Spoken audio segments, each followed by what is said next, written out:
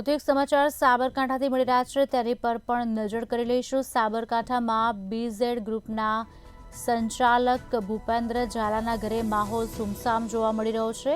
ભૂપેન્દ્ર ઝાલા હિંમતનગરના ઝાલાનગર ભૂખિયાડેરા ગામનો વતની। સંચાલકના ઘર આગળ કારો ખડકાયેલી જોવા મળી છે। આપને જણાવી દઈએ, ભૂપેન્દ્ર ઝાલાના ઘરના દરવાજાઓને બંધ કરી દેવામાં આવ્યા છે, ત્યારે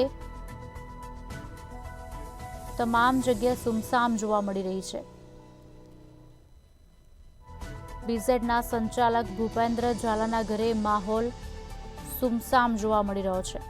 ભૂપેન્દ્ર ઝાલા હિંમતનગરના ઝાલાનગર ભૂખિયા ડેરા ગામનો વતની।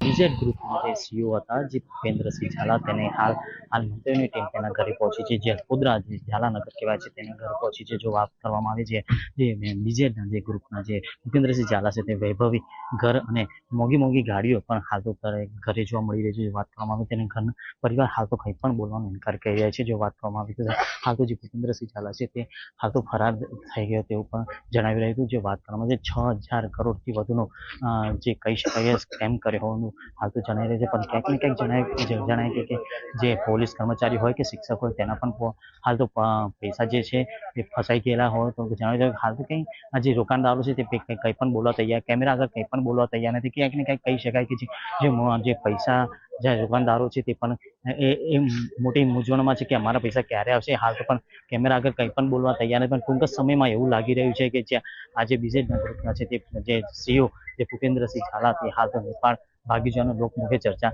વર્તાઈ રહી છે। દીપકસિંહ રાઠોડ, મંતવ્ય ન્યૂઝ, સાબરકાંઠા। તો ભૂપેન્દ્ર ઝાલાના ઘરના દરવાજાઓને બંધ કરી દેવાયા છે, રસ્તાઓ સુમસામ જોવા મળી રહ્યા છે, કંઈ જ કહેવા તૈયાર હાલ નથી તેઓ।